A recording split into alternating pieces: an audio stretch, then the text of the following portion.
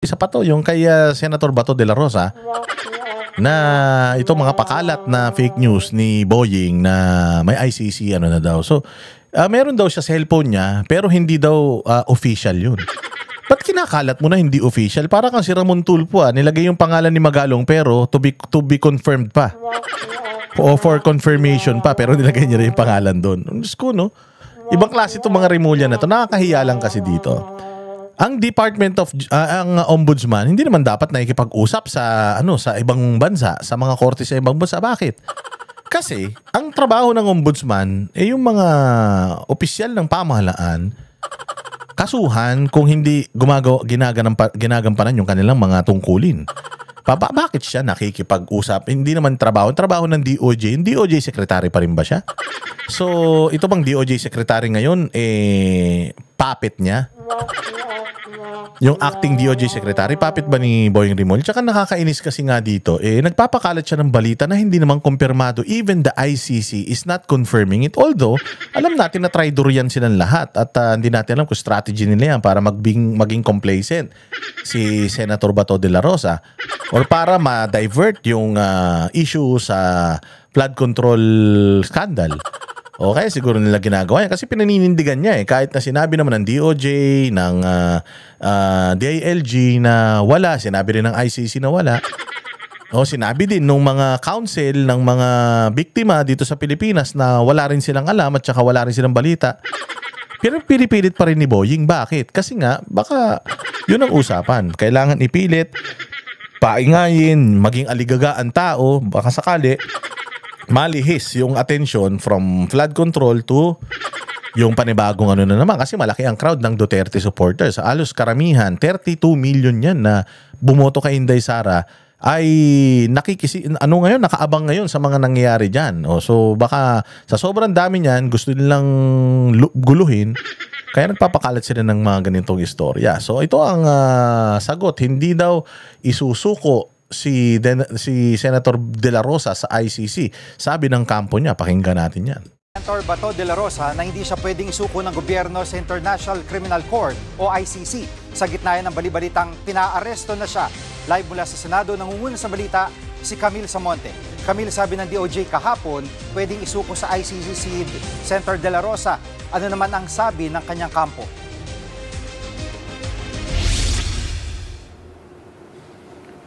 Gigigiit ng kampo ni Senador Ronald Bato de la Rosa, walang legal na basehan ang gobyerno ng Pilipinas na isuko ang isang Pilipino sa International Tribunal tulad ng International Criminal Court.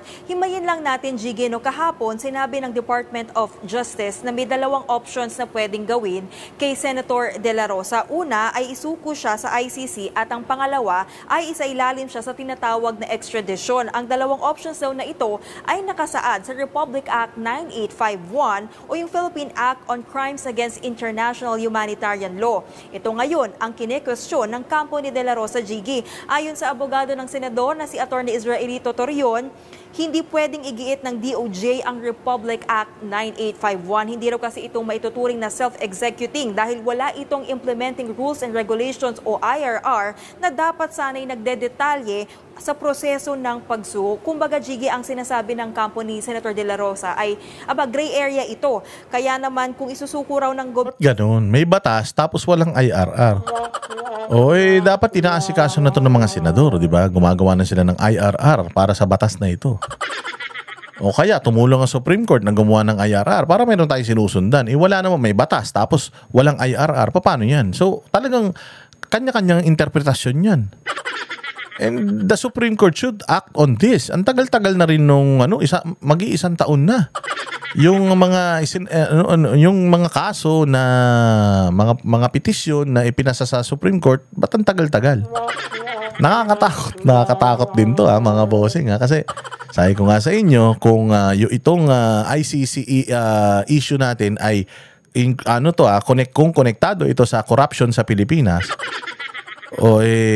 Pwede hindi ko sinasabing totoo, pero pwede na yung mga justices baka mamaya nakargahan na rin yan para hindi asikasuhin ito at gawin ng mga mga taga gobyerno na nagpapatupad ng batas baka gawin nila yung ginawa nila kay Pangulong Duterte. O kasi pag nag-issue ang Supreme Court dito ng ruling tapos in favor na bawal ipadala yung mga taga rito sa ibang bansa, pucha. Baka sila naman ang kasuhan. So hindi natin alam kung ano ba nangyayari rito, pero wala na kasing tiwala talaga ang mga Pilipino sa mga institusyon ng gobyerno kasi yung nasa taas pinagdududahan natin unang-una, hindi lang yung corruption Yung pagiging addict daw, hindi ba sabi nga kailangan magpa-drug test, ayaw naman. So doon pa lang nagdududa na tayo sa taas. Tapos nagkaroon pa ng corruption, nagkaroon pa ng palakasan, nagkaroon pa ng ganito.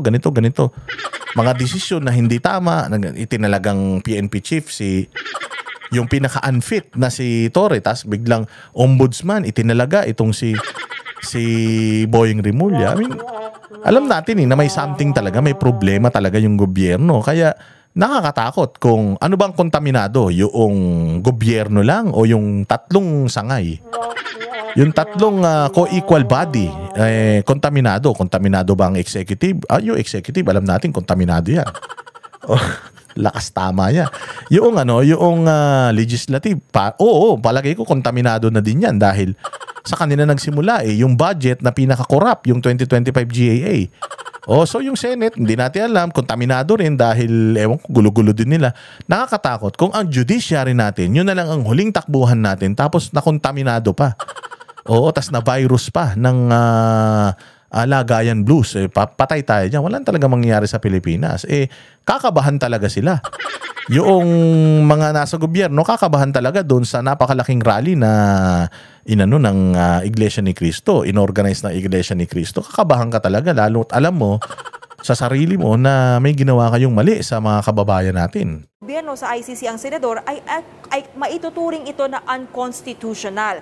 Dagdag pa ni Atty. Torion, pagkait sa kalayaan ng isang akusado sa dayuhan, ang pagsuko ng isang akusado sa dayuhan o international court dahil lalabas daw ito sa jurisdiksyon ng mga korte sa Pilipinas. Kung matatandaan ninyo ay matapos nga arestuhin ng ICC si dating Pangulong Rodrigo Duterte noong Marso ay naghain ng petisyon sina Duterte at Senator De La Rosa sa Korte Suprema para nga ipatigil ang kooperasyon ng pamahalaan sa ICC dahil wala raw itong sapat na legal na basehan. Parehong argumento rin ang ginagamit ng kampo ni Senator De La Rosa ngayon. Pero Jiggy, nauna nang iginiit ni Chief State Counsel Dennis Chan na maituturing na self-executing ang probisyon ng ating batas at hindi na raw kailangan pang aksyonan ng Kongreso. Jiggy? At Camille, mahababang legal na usapin yan, no? Pero may impormasyon na ba kung nasaan si Senator De La Rosa?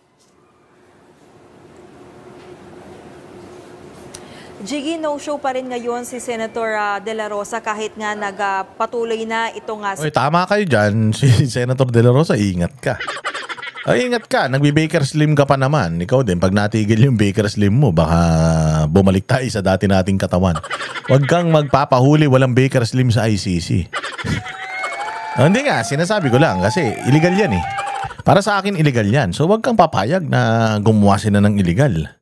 Pero inaasahan na sasalang itong si Senator Bato sa plenary debates ng budget ng Department of National Defense sa susunod na linggo. Kaya naman yan yung aabangan natin, Jiggy, kung magpapakita na ito si Senator Bato. Nauna na nga rin sinabi ni Senate President Tito Soto na hindi nga niya hahayaan na maaresto sa loob ng Senado ang sino mang senador. Hindi rin daw kailangan na magsabi ang isang senador kung a-absent siya sa sesyon. Huling nakita si Senator De La Rosa na namibigay ng tulong sa mga apektado ng Bagyong Tinyo sa Cebu noong nakaraang linggo. Jiggy? At may pahayag na ba ng suporta kay Senator De La Rosa yung ibang mga senador? Oo, Jiggy, rumespak nga dyan si Senator Amy Marcos para kay Senator Bato. Pinuna ni Senator Amy si Ombudsman Boying Rimulya dahil panay raw ang pananakot niya kay De La Rosa. Si Rimulya ang unang naglabas sa media ng impormasyon na ipinaaresto na umano ng ICC si Senator Bato. At kahapon, Jiggy, ay pinanindigan niya ang impormasyon na yan. Dagdag pa ni Senator Amy, hindi raw dapat payagang maulit ang nangyari kay dating Pangulong Rodrigo Duterte. Pakinggan natin ang pahayag ni Senator Amy Marcos. There's malaking kabulastugan ang pinagsasabi nila na may balita, na merong warrant, na narinig nila, na may kopya, na hindi maipakita, pero sinentensyahan na kung anong gagawin. Ano bang kalokohan yan? Kung may warrant, ilabas. Kung walang warrant, tumahimik na kayo. Tantanan na ninyo kami. Ano ba naman pananakot ng ginagawa yan? Oh, tama. Wala mo may pakita. Andiyan sa cellphone ko. Tayo na patingin. Hindi naman may pakita ng sweetik na yan. Diyos ko po. O, yan ang nangyayari sa bayang Pilipinas. Para lang malihis. Para lang malihis, mga bossing, ang totoong issue ng bayan. Lahat gagawin nila. Kahit kasinungalingan, magpapakalat sila. Tapos, mga vlogger daw, fake news. Fake news, mga fake you kayo. Kami ang boses ng masa, hindi natatakot. Katotohanan lang, di kami nalulunod. Walang bahid ng sismis, lahat ay totoo. Kahit sino ka pa, pag mali ka babanatan ka. Walang pinipili kulay, wala kaming kinikilingan. Basta para sa bayan, kami lalaban. Pag tama palakpakan, pag mali banatan. Di matitinag, di matatakot, para sa bayan tuloy ang sigaw. Sa harap ng kamera, walang halong takot.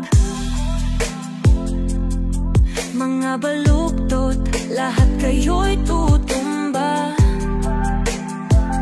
Ang hustisya at